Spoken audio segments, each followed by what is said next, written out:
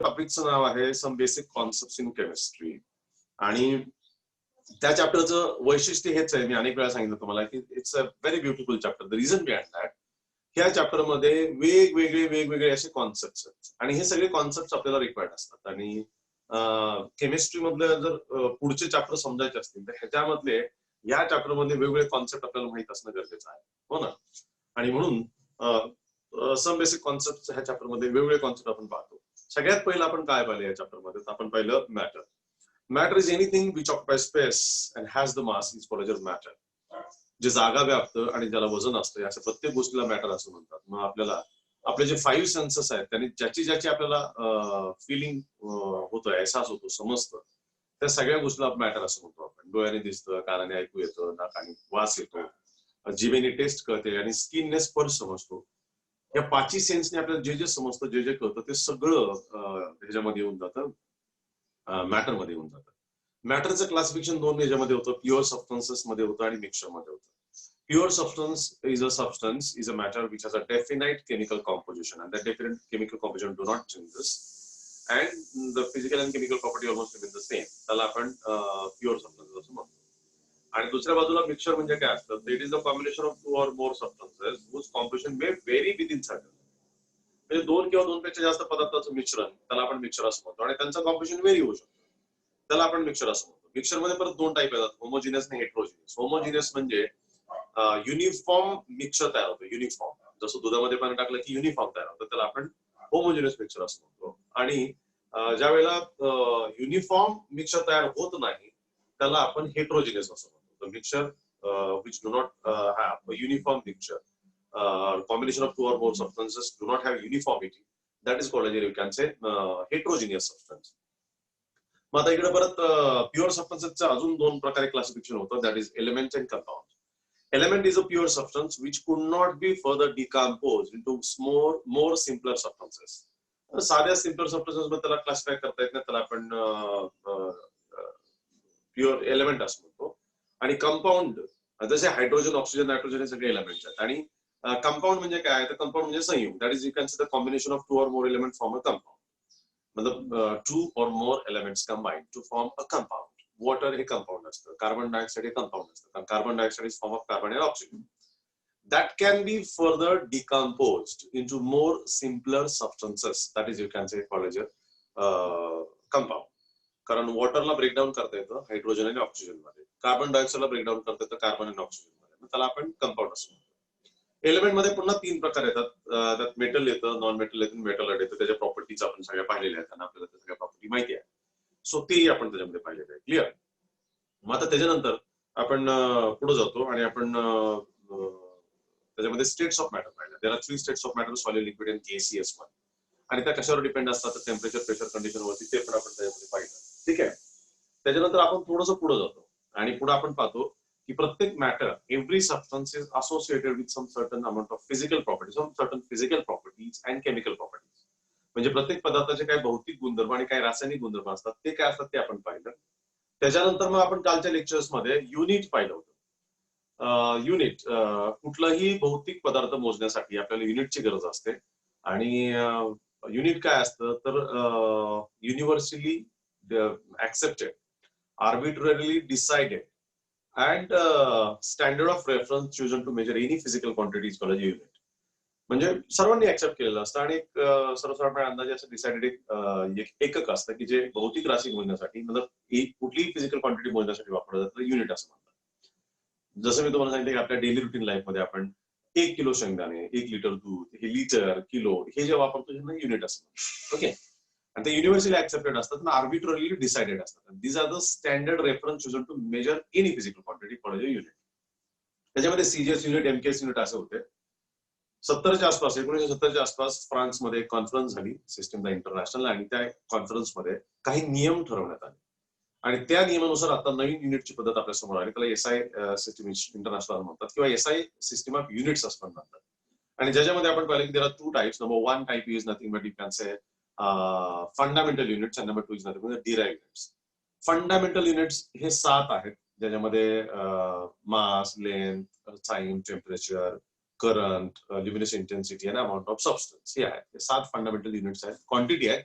आणि त्यांचे युनिट्स आहेत ते कधीच बदलत नाहीत. 7 हे बदलतच नाहीत. जसं आपण इंग्लिशमध्ये ABCD Z पर्यंत बदलत नाही, मराठीमध्ये क ख ग घ जसं 12 खडी असते तशा प्रकारचे युनिट्स मध्ये हे 7 फंडामेंटल युनिट्स हे कधीही बदलत नाही आणि त्यांचे युनिट्स पण फिक्स आहेत आणि त्याच्यावर आधारित डिरा युनिट असतात. Derived units are the units which are obtained by adding, multiplying and subtracting this fundamental units आणि त्याच्यावर आपण ते ऑप्टेन करू शकतो. ते युनिट्स आपण पाहिले. त्याच्यानंतर आपण हे पाहिलं मेजरेबल प्रॉपर्टीज मध्ये आपण मास काय असतं ते पाहिलं, आपण लेंथ काय असतं ते पाहिलं, आपण व्हॉल्यूम काय असतं पाहिलं, टेम्परेचर पाहिलं काय असतं ते, डेन्सिटी काय असतं ते आपण पाहिलं. बरोबर आहे. तर कालच्या याच्यामध्ये पाहिलं आपण टेम्परेचर मध्ये 2 फॉर्म्युले पाहिले. Degree Fahrenheit is equal to 9/5 into degree Celsius plus 32. म्हणजे टेम्परेचरचे जे 3 स्केल्स आहेत, degree Celsius, degree Fahrenheit and Kelvin, हे 3 स्केल्स आहेत. त्या 3 स्केल मध्ये टेम्परेचर मोजलं जातं. आता आपल्याला केमिस्ट्रीमध्ये जी न्यूमेरिकल इथून पुढच्या काळामध्ये सॉल्व्ह करायचे त्या सगळ्या न्यूमेरिकल्स मध्ये आपल्याला केल्विन मध्ये टेम्परेचर वापरायचं. न्यूमेरिकल सोडवत असताना जर टेम्परेचर आपण डिग्री सेल्सिअस मध्ये वापरलं तर आपलं आन्सर 100% चुकीचं येणार. हे लक्षात घ्या. कुठल्याच न्यूमेरिकल सोडवत असताना म्हणजे गणित सोडवत असताना कुठलंही आपलं केमिस्ट्री मधलं टेम्परेचर हे आपल्याला केल्विन मध्येच वापरायचं आहे. आणि टेम्परेचर केल्विन मध्ये कन्वर्ट करण्याचा फॉर्म्युला पण पाहिला आपला. Temperature in Kelvin is equal to temperature in degree Celsius plus 273.15. तो 273.15 हा चार्ल्स लॉ मधून आलेला एक कॉन्स्टंट आहे, जो कॉन्स्टंट आपल्याला याच्यामध्ये वापरायचा आहे आणि आपल्याला टेम्परेचर केल्विन मध्ये कन्वर्ट करायचं. हे आपण कालच्या लेक्चरमध्ये पाहिलं आणि मी काल हेही सांगितलं की ज्यांना हा चॅप्टर पहिल्या परीक्षेला असणार आहे त्यांना हे टेम्परेचरचा फॉर्म्युलाचं एक न्यूमेरिकल 1 किंवा 2 मार्कांना ते येणारच असतं आपल्याला परीक्षेला. ठीक आहे, ते आपण पाहिलं. आता आपण पुढे पाहणार आहोत नवीन टॉपिक पाहणार आहोत या चॅप्टर मध्ये. त्याला म्हणतो आपण laws of chemical combination. Okay, नवीन टॉपिक त्याला म्हणतो laws of chemical combinations. Laws of chemical combination. ठीक आहे ना. So laws of chemical combination नावातच लक्षात येत असेल की केमिकल कॉम्बिनेशन ज्या होतात मतलब रासायनिक अभिक्रिया ज्याला आपण म्हणतो. केमिकल कॉम्बिनेशन म्हणजे रासायनिक अभिक्रिया, केमिकल रिॲक्शन्स किंवा 2 किंवा 3 एलिमेंट ज्यावेळेस मिक्स होतात एकमेकांमध्ये त्याला कंबाईन होणं असं म्हणतो आपण, म्हणजे रिॲक्ट होणं असं म्हणतो. तर ते कसे रिॲक्ट होतात, त्याचे काही नियम आहेत ना, काही रूल्स आहेत ना. केमिकल कॉम्बिनेशनचे काही रूल्स आहेत. आपल्याला असं वाटतं बऱ्याच वेळेला की सायन्समध्ये आपल्याला असं वाटतं की सायन्समध्ये सायंटिस्ट जे शोध लावतात ते असेच लागतात. म्हणजे कुठलंही केमिकल घ्यायचं, कशामध्ये पण काय पण मिक्स करायचं आणि नवीन शोध लागतो, अशा प्रकारचं आपल्या डोक्यात असतं. असं कधीच नसतं लक्षात घ्या. सायन्समध्ये ज्यावेळेस नवीन शोध लावल्यात त्यावेळेस सायंटिस्ट कुठलंही केमिकल घेऊन एकमेकांना मिक्स करून काहीतरी करून पाहतात, असं कधीच नसतं. तसं असेल तर खूप सायंटिस्ट मरतील आणि खूप चुकीच्या गोष्टी होतील, असं नाही. सायंटिस्ट ज्यावेळेस कुठलेही 2 पदार्थ एकमेकात मिक्स करत असतात त्यावेळेस दोन्ही पदार्थांचे त्यांनी खूप चांगल्या पद्धतीने अभ्यास केलेला असतो. दोन्ही केमिकल सबस्टन्सेसचा खूप चांगल्या पद्धतीने अभ्यास केलेला असतो आणि त्या अभ्यासानंतर त्या अगोदरच त्यांना माहित असतं की हे 2 पदार्थ जर एकमेकांमध्ये मिक्स केले तर काय होऊ शकतं, त्याचा बहुतांशी अंदाज त्यांना असतो. Maximum time they have the मतलब they know what is going to happen. पण मग ते जर माहित असेल तरच काहीतरी नवीन ते मिक्स करतात. अदरवाईज असं होत नाही की कुठलंही केमिकल घ्या. आपल्याला जर लॅबोरेटरीमध्ये सोडलं तर आपल्याला असं वाटतं की कुठलंही केमिकल घेऊ, किती मिक्स करू आपण, पण डोंट डू. केमिस्ट्रीमध्ये असं करू नका. Chemicals are very dangerous. Poisonous gases तयार होतात, पॉइझनस सबस्टन्सेस तयार होतात आणि मग ते डेंजरस जातात किंवा मग सर्व ब्लास्ट पण होऊ शकतात. अनेक वेळा केमिस्ट्रीच्या लॅबोरेटरीमध्ये ब्लास्ट होतात. म्हणजे आम्ही ज्या वेळेला एक्सपेरिमेंट करत होतो लॅबोरेटरीमध्ये, आमच्या वेळेला पण असे ब्लास्ट झालेले आहेत, काय म्हणून चुका झालेल्या आहेत. म्हणजे आणि त्या चुकीचं मग सरळ ब्लास्ट किंवा मग काही पॉइझन तयार होणं हॅपन्स. त्यामुळे केमिस्ट्रीच्या लॅबमध्ये आपल्याला अत्यंत केअरफुली डील करावं लागतं. काय सबस्टन्सेस आहेत त्यामध्ये कसे मिक्स होतात आणि काय केलं पाहिजे. ठीक आहे. असो, आपण जे डिस्कस करतो topic that is nothing but laws of chemical combination. Chemical reactions ह्या काही नियमांनी बांधलेल्या असतात, कशा पण होत नाही. And what are these rules, that is what we discuss. एक तर सगळ्यात पहिले कुठले केमिकल रिॲक्शन्स आहेत त्यांमध्ये कसे लॉज आहेत ते आपल्याला पाहिजे. सगळ्यात पहिली जी आहे त्याला आपण तो law of conservation of mass. Law of conservation of mass. Law of conservation of मास जसं आपण त्या दिवशी पाहिलं होतं law of conservation of energy, आहे की नाही. Law of conservation of energy मध्ये काय पाहिलं होतं आपण, energy can neither be created nor be destroyed, only one form of energy can be converted into another form. हे आपण law of conservation of energy पाहिला होता. तशाच टाईपचा हा law of conservation of mass आहे. Law of conservation of mass आहे. Mass is very important property, fundamental property आपण पाहिलेलं. मी एक एक्झाम्पल देतो आणि एक्झाम्पल मध्ये तुम्हाला खूप फार चांगल्या पद्धतीने समजेल. आता एक्झाम्पल मध्ये बघा, for example carbon plus oxygen producers CO2 अशी रिॲक्शन आहे. म्हणजे कार्बनची रिॲक्शन ऑक्सिजन बरोबर होते आणि कार्बन डायऑक्साईड तयार होतो. सगळ्यांना दिसतं ना व्यवस्थित? Hope so. सो कार्बनची रिॲक्शन ऑक्सिजन बरोबर होती आणि कार्बन डायऑक्साईड या ठिकाणी तयार होतो अशी रिॲक्शन आहे. So carbon reaction oxygen from carbon dioxide अशी ती रिॲक्शन आहे. आता याच्यामध्ये काय होतं लक्षात घ्या, आपण जर सगळ्यांचं मास पाहिलं तर ह्या कार्बनचं ॲटॉमिक मास असतं 12 ग्रॅम, ऑक्सिजनचं ॲटॉमिक मास एकाचं असतं 16, असे 2 ॲटम आहेत म्हणजे की त्याला ते 32 ग्रॅम झालं. हे दोन्ही जर मिळवलं आपण तर सर्वसाधारणपणे हे 44 ग्रॅम होतं. लक्षात घ्या, कार्बनचं मास आहे 12 ग्रॅम, ऑक्सिजनचं मास आहे 32 ग्रॅम, दोन्ही मिळून झालं 44 ग्रॅम, म्हणजे टोटल रिॲक्टंटचं मास झालं 44 ग्रॅम. ओके, आता इकडे बघूयात आपण, इकडे पण कार्बन एक आहे 12 ग्रॅम, ऑक्सिजन किती आहे 16 आणि 2 म्हणजे 32 ग्रॅम, म्हणजे हे पण किती होणार 44 ग्रॅम असं. आता लक्षात घ्या, ह्याच्यामध्ये कार्बन आणि ऑक्सिजनची रिॲक्शन होऊन कॉम्बिनेशन होऊन कार्बन डायऑक्साईड तयार झाला. कार्बनचं वजन आहे, मास आहे 12 ग्रॅम, ऑक्सिजनचं वजन आहे 32 ग्रॅम अँड फुल मिला की इट्स बिकम्स 44 ग्रॅम, 44 ग्रॅम तयार होतं. आणि जो प्रोडक्ट तयार झाला तो आहे कार्बन डायऑक्साईड. कार्बन डायऑक्साईड मध्ये पण एक कार्बन आहे आणि 2 ऑक्सिजन आहे, त्यामुळे ते पण परत कार्बन डायऑक्साईड 44 ग्रॅम 44 ग्रॅम एवढंच मास तयार होतं. आता या रिॲक्शन मध्ये एक लक्षात येतं आपल्याला की रिॲक्टंटचं मास हे 44 ग्रॅम आहे टोटल आणि प्रोडक्टचं पण टोटल मास 44 ग्रॅम आहे. ओके, आता कार्बनचे गुणधर्म टोटली वेगळे आहेत, प्रॉपर्टीज वेगळ्या आहेत अँड ऑक्सिजनच्या प्रॉपर्टीज वेगळ्या आहेत आणि कार्बन डायऑक्साईडच्या प्रॉपर्टीज वेगळ्या आहेत. ठीक आहे ना, आपल्याला माहिती आहे ऑक्सिजन आपल्याला ब्रिदिंगला चालतो आहे की नाही. मग असं म्हणू शकतो का कार्बन डायऑक्साईड मध्ये ऑक्सिजन आहे मग आपण कार्बन डायऑक्साईड घेऊ ब्रिदिंगसाठी, त्यातला कार्बन बाजूला पडून ऑक्सिजन आपली बॉडी घेईल? Does it happens? नाही, असं काही होत नाही. आपल्याला ब्रिदिंगला ऑक्सिजन चालतो, आपल्याला प्युअर ऑक्सिजनच पाहिजे असतो. कार्बन डायऑक्साईड मधला ऑक्सिजन आपल्याला घेता येणार नाही. कार्बन डायऑक्साईड हा वेगळा सबस्टन्स आहे, त्याच्या वेगळ्या प्रॉपर्टीज आहे. त्यामुळे हे दोन पदार्थ मिक्स झाल्यानंतर वेगळा पदार्थ तयार झालाय, वेगळा सबस्टन्स तयार झालेलाच आहे, पण at the same time property पण वेगळ्या आहे. पण एक गोष्ट मात्र आहे की रिॲक्टंटचं मास आणि प्रोडक्टचं मास सारखंच आहे.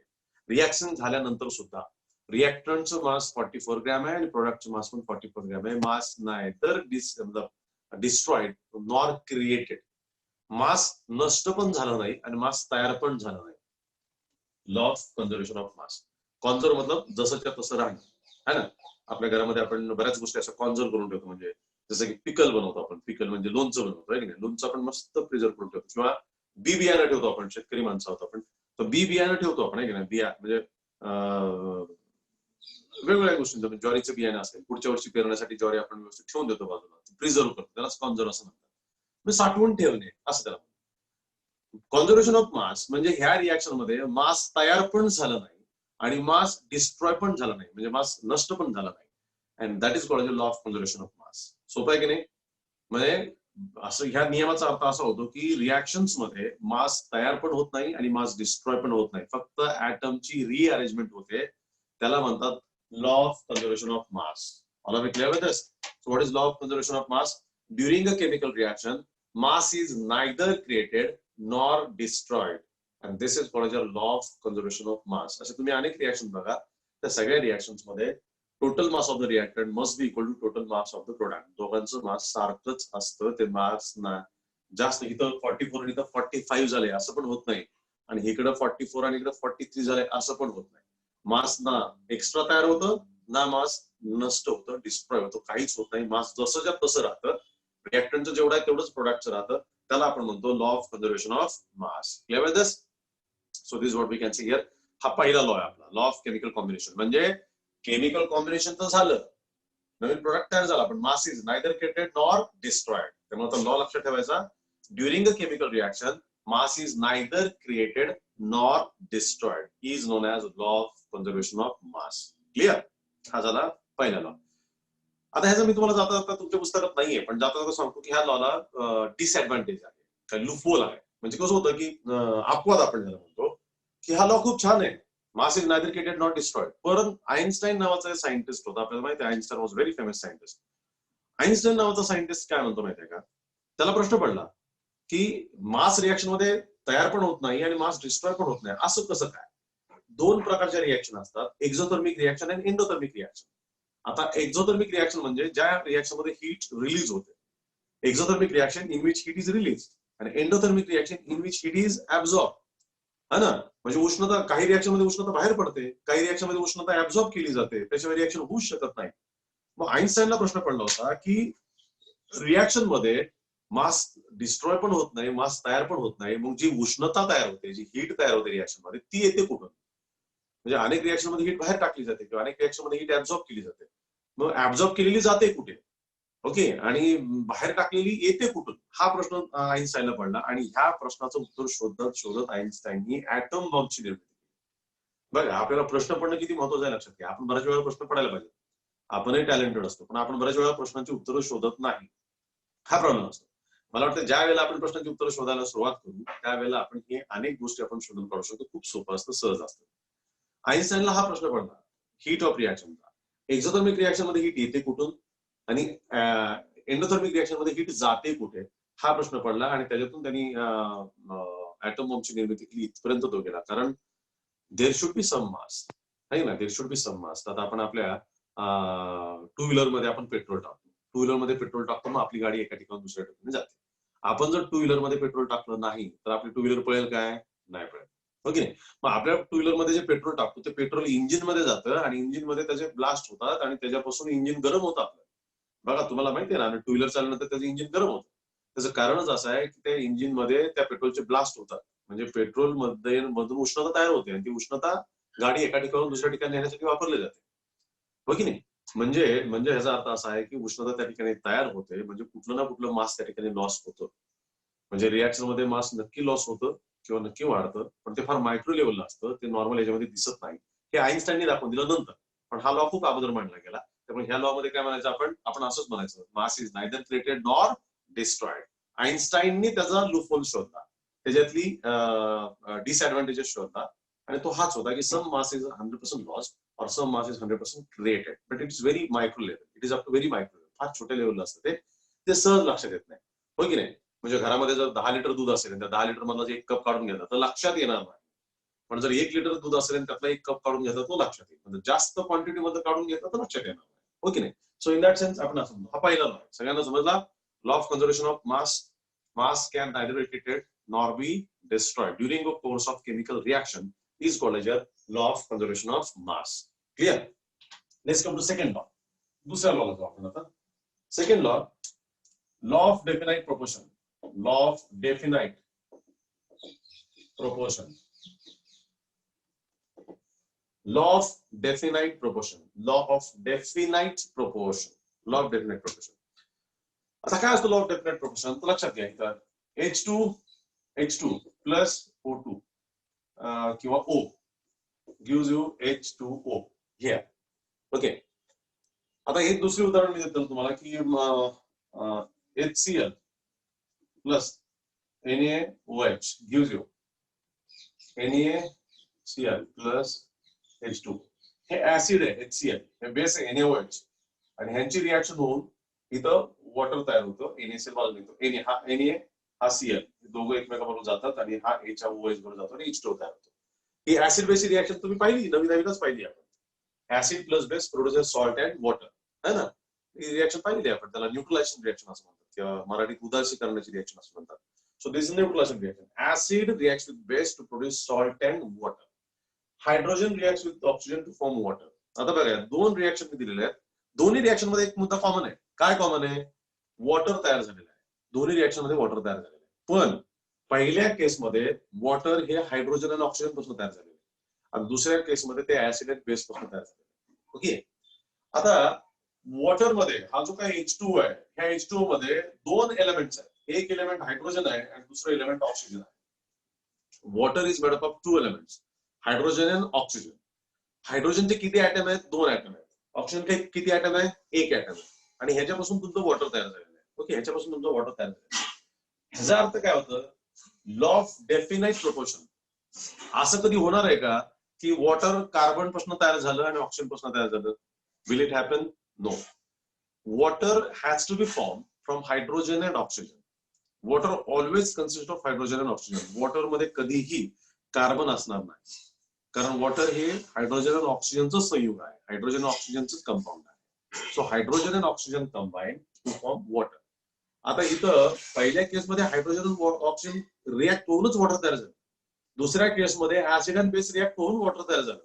पण जरी वॉटर तयार झालं तरी पण ह्याच्यामध्ये हायड्रोजन आणि ऑक्सिजनच आहे, त्याच्यामध्ये दुसरं कुठलंही एलिमेंट आलेलं नाही. एनी प्युअर कंपाऊंड वॉटर एक pure compound, any pure compound always contains fixed element hydrogen आणि ऑक्सिजन. वॉटरमध्ये हायड्रोजन ऑक्सिजनच असणार. आणि समजा तुम्ही जर कार्बन डायऑक्साईड घेतला, कार्बन डायऑक्साईड त्यामध्ये कार्बन आणि ऑक्सिजन असणार. तुम्ही अमोनिया घेतला तर अमोनियामध्ये नायट्रोजन आणि हायड्रोजन असणार आहे. कुठलं पण एक. आता आपण या ठिकाणी वॉटरचं एक्झाम्पल घेतलेलं आहे, त्यामुळे आपण हे नकोच आता आपल्याला. ठीक आहे, हे तुम्हाला उदाहरण म्हणून. Water always made up of hydrogen and oxygen. Water is always made up of hydrogen and oxygen. आता त्यालाच आपण असं जनरल सेन्स मध्ये असं म्हणतो की any pure compound always consist of fixed element hydrogen and oxygen in a definite proportion by their weight. Definite proportion. हायड्रोजनचे किती ऍटम? 2. ऑक्सिजनचे किती ऍटम? 1. असं होणार आहे का? समजा आपण जर इथं असं केलं H2O2 केलं, असं केलं. आता ह्याच्यामध्ये आणि ह्याच्यामध्ये फरक काय आहे? ह्याच्यामध्ये हायड्रोजन 2 आहेत आणि ऑक्सिजन 1 आहे. इथं काय? हायड्रोजन पण 2 आहे, ऑक्सिजन पण 2 आहे.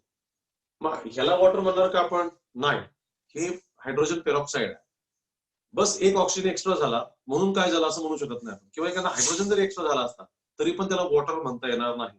वॉटर हे नेहमी H2Oच असणार. त्यामध्ये हायड्रोजन आणि ऑक्सिजन, हायड्रोजन 2 ऍटम, ऑक्सिजनचा 1 ऍटम असंच असणार आहे.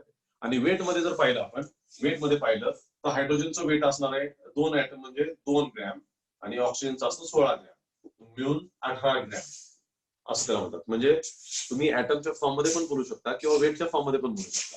वेटच्या फॉर्म मध्ये बोलायला गेलं तर वॉटरमध्ये 2 ग्रॅम नेहमी हायड्रोजन असतो आणि 16 ग्रॅम नेहमी ऑक्सिजन असतो 18 ग्रॅम वॉटर. म्हणजे आपण जर 18 ग्रॅम वॉटर घेतलं त्याला 18 ml पण म्हणू आपण ना, 18 ml मध्ये पण चालेल.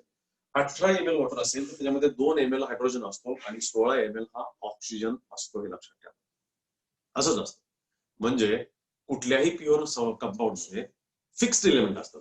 कुठलंही अमोनियामध्ये नायट्रोजन हायड्रोजनच असतो, कार्बन डायऑक्साईड मध्ये कार्बन ऑक्सिजनच असतो, सल्फ्युरिक ऍसिड मध्ये हायड्रोजन सल्फर आणि ऑक्सिजनच असतो. हो की नाही? कुठल्याही फिक्स्ड एलिमेंट मध्ये, कुठल्याही कंपाऊंड मध्ये फिक्स्ड एलिमेंट असतात in a definite proportion by the weight. Weight पण फिक्स असतं. असं होत नाही की ऑक्सिजन 18 ग्रॅम आलाय आणि हायड्रोजन 2 ग्रॅम आलाय तरी त्याला वॉटर म्हणता येणार नाही. ऑक्सिजनची क्वांटिटी वाढली की ते वेगळं कंपाऊंड तयार होतं, ते वॉटर राहत नाही. त्यालाच म्हणतात law of definite proportion. Definite आहे की नाही? तुम्ही तुमच्या मित्रांना सांगता, मित्रांनी समजा तुम्हाला सांगितलं आमच्या घरी गणपतीच्या आरतीला येणार का, तर आपण काय म्हणतो? Sure, definitely. डेफिनेटली फिक्स म्हणजे डेफिनाइट म्हणजे एकदम कॉन्फिडंट. तेच आहे. Pure element always contains a fixed element, definite element in a definite proportion by the weight, irrespective of the method of preparation. तुम्ही कसंही तयार करा, वॉटर हमेशा H2Oच असतं, है ना? हायड्रोजन ऑक्साईड पासून तयार करा, ऍसिड बेस पासून तयार करा किंवा अजून कुठल्याही रिएक्शन तयार होते वॉटर. वॉटर जर तयार झालं तर वॉटरमध्ये ऑलवेज 2 एलिमेंट असणार, हायड्रोजन ऑक्सिजन, आणि त्यांचं वेट पण सेम असणार 2 and 16 ग्रॅम. त्यालाच आपण वॉटर असं म्हणतो. क्लिअर? तर त्याला म्हणतो law of definite proportion. So law of definite प्रोपोर्शनचं स्टेटमेंट असं आहे, स्टेटमेंट असं आहे, any pure compound always contain a fixed element in a definite proportion by their weight. Okay? Any pure compound always contain a fixed element in a definite proportion by their weight.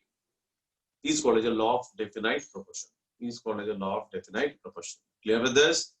पहिला होता law of conservation of mass, दुसरा आहे law of definite proportion. कुठलंही compound घ्या, है ना, कुठल्याही compound मध्ये फिक्स्ड एलिमेंट असतात आणि त्यांचं वेट पण काय असतं? सेम असतं. त्याला म्हणतो लॉ ऑफ डेफिनाइट प्रोपोर्शन. हा त्यातला दुसरा होता. Okay, law of definite proportion काय म्हणतो? Any pure compound always contain a fixed element in a definite proportion by the weight is known as law of definite proportion. Clear? So that is, you can say, law of definite proportion. Now let's come to next. तिसरा. समजत नसेल तर सांगा बरं का. Clear? कोणाला जर समजलं नाही तर इमिडिएट मला सांगा, sir I am not getting it, please. मग आपण लगेच वेगळ्या पद्धतीने क्लिअर करू. तिसरा, लॉ ऑफ मल्टिपल प्रोपोर्शन.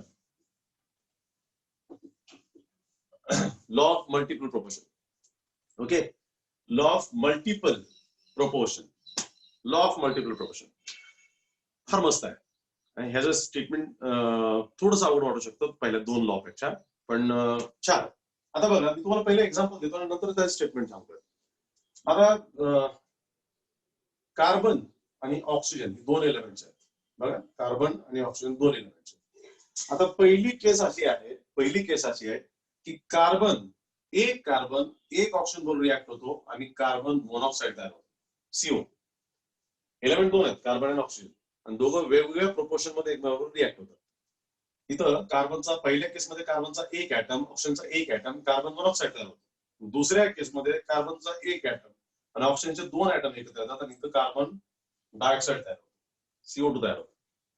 बघा दोन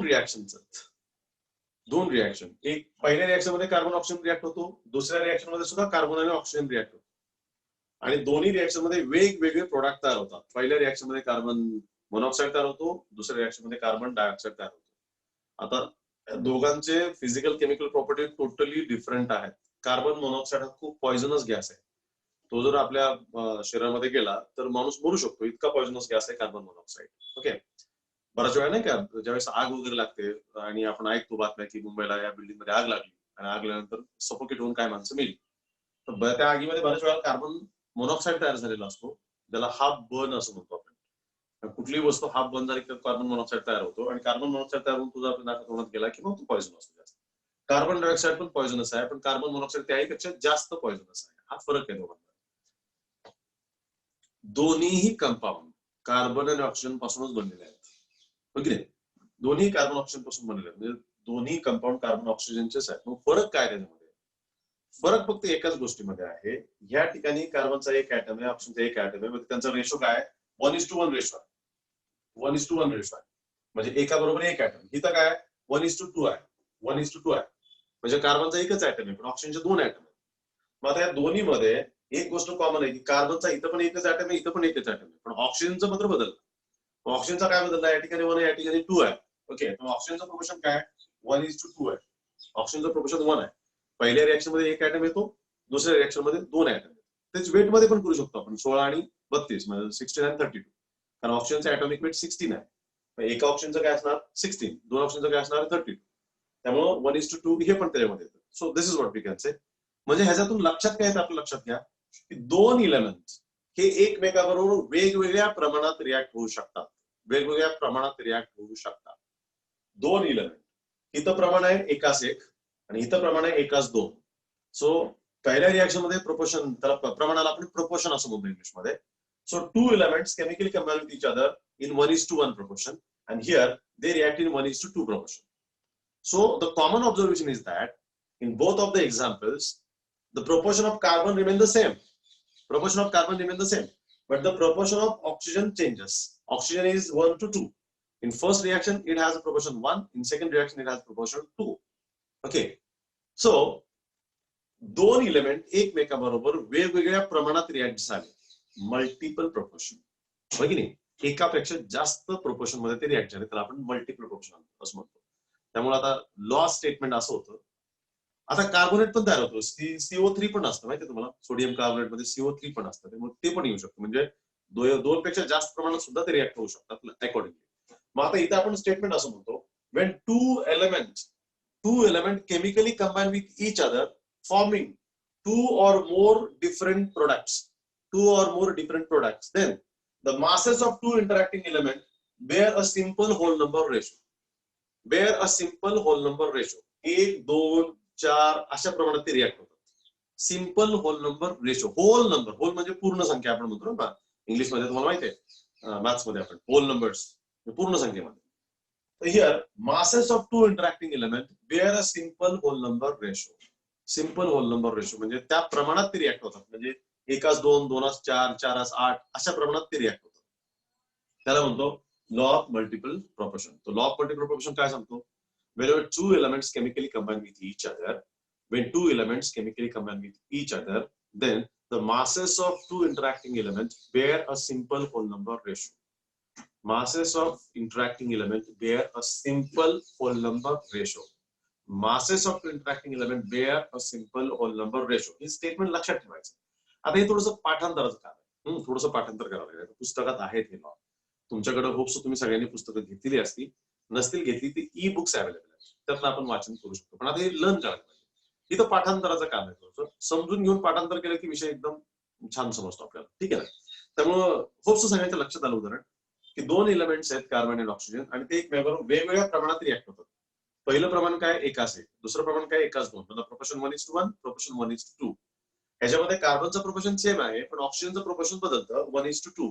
आता ह्याच्या पुढचं प्रोपोर्शन ऑक्सिजन 4 मध्ये रिॲक्ट होईल. 1:2, 2:4, 4:8 अशा प्रोपोर्शन मध्ये रिॲक्ट होऊ शकतो असा हा नियम सांगतो. That is law of multiple proportion. Hope so सगळ्यांना लॉ ऑफ मल्टिपल प्रोपोर्शन समजलाय. लॉ ऑफ मल्टिपल प्रोपोर्शन काय म्हणतो? when two elements chemically combine with each other forming two or more products, then the masses of interacting element bear a simple whole number ratio. या फिर masses of reacting elements react in a simple whole number ratio. reacts in a simple whole number ratio एवढं statement याच्यामध्ये लक्षात ठेवायचं. त्याला म्हणतो law of multiple proportion. ठीक आहे. दोन मूलद्रव्ये ज्यावेळेस एकमेकांशी रिॲक्ट होतात आणि एकापेक्षा जास्त प्रोडक्ट तयार करतात त्यावेळेस त्यांचे मासेस एकमेकांमध्ये सिंपल होल नंबर रेशो मध्ये रिॲक्ट होतात. त्या प्रमाणात ते रिॲक्ट होतात असं ह्या लॉचं म्हणणं आहे. हे 3 लॉ झाले. पहिला लॉ ऑफ कन्झर्वेशन ऑफ मास, दुसरा लॉ ऑफ डेफिनाइट प्रोपोर्शन आणि तिसरा law of multiple proportion. Hopes सगळ्यांना समजलं. थोडंसं समजण्यासाठी हे लॉ थोडे पाठ करावे लागतील. आता मी तुम्हाला सूचित करेन की आज लगेच तुम्ही काय करा, दिवसभरात कधी पण हे लॉ एकदा वाचून घ्या आणि पाठ करा आणि उद्या परत एकदा लेक्चरला बसा. हे सगळे लॉ तुम्हाला एकदम सोपे वाटून जातील. ठीक आहे. काय अडचण असेल तर मला सांगा, मी परत तुम्हाला शिकवेन. त्याला आपण law of multiple proportion. Clear? नाव चौथा law, fourth law is Gay Lussac's law.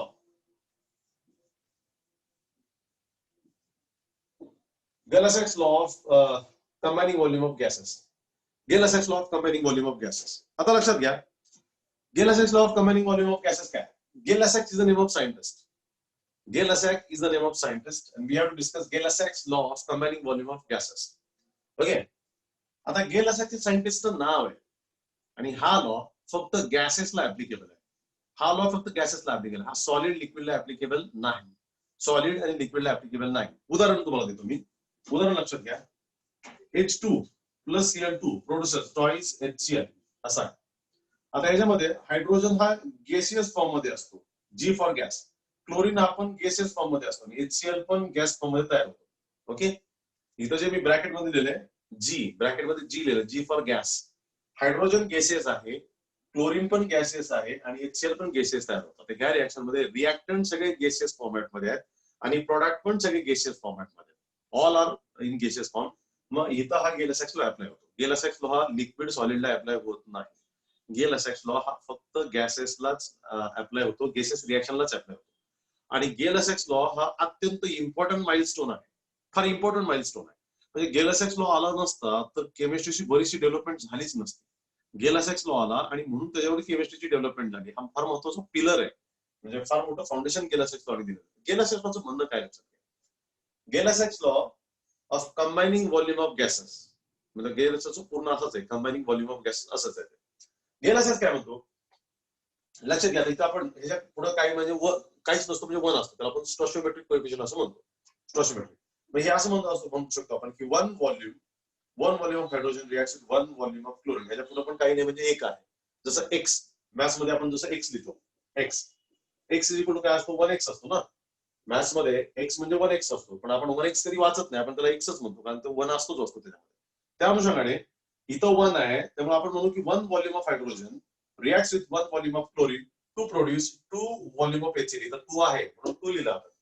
म्हणजे ह्याचं एक व्हॉल्यूम, ह्याचं एक व्हॉल्यूम, त्याचं 2 व्हॉल्यूम तयार होतं. व्हॉल्यूमचं युनिट काय, लिटर. मग आपण असं म्हणू शकतो 1 liter of hydrogen reacts with 1 liter of chlorine to produce 2 liters of HCl. आता हे लिटर सगळीकडे टाका, कारण व्हॉल्यूमचं युनिट लिटर आहे, सगळीकडे लिटर असं नाही. इथं लिटर, इथं ml असं नाही. इथं ml, इथं ml, सगळीकडे ml करा किंवा मग इथं सगळीकडे लिटर करा असं आपण. ठीक आहे. सगळीकडे एकच युनिट असलं पाहिजे. आता आपण रिएक्शन कशी वाचणार, तर 1 liter of hydrogen reacts with 1 liter of chlorine to produce 2 liters of HCl. म्हणजे हायड्रोजनचा 1 लिटर क्लोरीनच्या 1 लिटर बरोबर रिएक्ट झाला आणि HCl चे 2 लिटर तयार झाले. म्हणजे यांचा रेशो काय आला, परत 1:1:2 असा तयार झाला. हा रेशो तयार झाला. आता ह्याच्यामध्ये जर असं केलं आपण, ह्याचे जर 2 लिटर घेतले, 2 लिटर, ह्याचे 2 लिटर घेतले, ह्याचे किती तयार होतील, एकाला डबल होतं, तर 2 ला काय होईल, 4 लिटर तयार होतं. 4 लिटर तयार होतं, त्याला रेशो असं म्हणतो आपण. हाच रेशो म्हणतो आपण, कारण एकाच एक 2 होतं, तो 2 या ठिकाणी 4 होईल, 3 6 होईल, 4 4 8 होईल, 10 20 होईल, त्या प्रमाणात ते वाढेल. So this is called as Gay Lussac's law of combining volume of gases. तो लॉ काय म्हणतो, whenever gaseous reactant react to form gaseous product. बघा, गॅसेस रिएक्टंट कुठले पाहिजेत, गॅसेस पाहिजेत, प्रोडक्ट कसा पाहिजे, गॅसेस पाहिजे. Whenever gaseous reactant react to form gaseous product, then reactant and product bear a simple whole number ratio. Bear a simple whole number ratio. 1:2. Bear a simple whole number ratio. 2:4 म्हणजेच 1:1:2 असा त्याचा अर्थ होतो. म्हणजेच काय, whenever gaseous reactant react to form a gaseous product, then the reactant and product bear a simple whole number ratio, provided volume should be measured under similar conditions of temperature and pressure. Volume should be measured under similar conditions of temperature and pressure. वेगवेगळ्या instrument वरती जर आपण ते मोजलं तर वेगळं येईल. आपल्याला माहिती आहे, एखाद्या दुकानामधून आपण जर 1 किलो साखर आणली, दुसऱ्या दुकानात 1 किलो भरत नाही, थोडी कमी जास्त होते ना, किमान 2 ग्रॅमने तरी कमी जास्त होते, कारण त्या वजनामध्ये फरक असतो, त्या माणसामध्ये फरक असतो, काहीतरी असू शकतं ना. म्हणून दोन्हींचे व्हॉल्यूम एकाच कंडिशन मध्ये मोजले पाहिजेत, सेम टेम्परेचर प्रेशर कंडिशनला मोजले पाहिजेत, असं ह्या लॉचं म्हणणं आहे. लक्षात येतं सगळ्यांच्या. सो इन दॅट सेन्स आपण काय म्हणू शकतो, गेलसॅक्स लॉ काय म्हणतो, Wien gaseous reactant react to form gaseous product, then reactant volume of reactant and product bear a simple whole number ratio. Volume of reactant and product bear a simple whole number ratio. This is called as Gay-Lussac's law. This is called as Gay-Lussac's law. Clear with this? Hope you got it. This is called as Gay-Lussac's law. परत एकदा आपण बघूया चारी law काय. चारी लॉचे statement मी तुम्हाला English मध्ये सांगतो, तुम्ही पण रिकॉल करायचा प्रयत्न करा. ठीक आहे. पहिलं स्टेटमेंट आहे law of conservation of mass. During a chemical reaction, mass can neither be created nor be destroyed. Mass can neither be created nor be destroyed during a course of chemical reaction. It's called the law of conservation of mass. दूसरा, law of definite proportion. Any pure compound always contain a fixed element in a definite proportion by their weight. In a definite proportion by their weight is known as law of definite proportion. What is law of multiple proportion? Whenever two elements chemically combine with each other, forming two or more products, then the masses of interacting elements or masses of reacting elements bear a simple whole number ratio. And last, Gay-Lussac's law. Whenever gaseous reactant react to form a gaseous product, then the reactant and product bear a simple whole number ratio. According to Gay-Lussac's law. Clear this? These are the 4 important laws of chemical combinations. आणि आपल्याला परीक्षेला ह्या 4 पैकी 2 law fix विचारले जातात. लक्षात घ्या, हा चॅप्टर असेल तर, कारण हा एक्झाम ओरिएंटेड महत्वाचा पण इथं स्टेटमेंट आहे, डेफिनेशन आणि सोप्या पण आहे, त्या लर्न कराव्या लागतात आपल्याला. त्यामुळे मी तुम्हाला अपील करेल की आता आज दिवसभरात हे लॉ लर्न करा, उद्या आपण ह्या लॉची ओरल घेऊया. ठीक आहे, एकदम सोपे लॉ आहेत, मी तुम्हाला सांगितलं. तुमच्याकडे ई बुक्स आहेत किंवा बुक्स आहेत, त्याच्यातून तुम्ही वाचा. उद्या आपण त्यांची ओरल घेऊयात आणि ओरल घेतल्यानंतर मग पुढचा ॲव्होगाड्रोज लॉ, खूप मस्त लॉ आहे, तो आपण उद्याच्या लेक्चर मध्ये परत आपण डिस्कस करूयात. थँक्यू. होपसो सगळ्यांना आज समजलं असेल. पुन्हा एकदा सगळ्यांना अनंत चतुर्दशीच्या शुभेच्छा देतो आणि आजचं माझं लेक्चर या ठिकाणी संपवतो. See you tomorrow morning again with a fresh attitude. Thank you very much. See you then.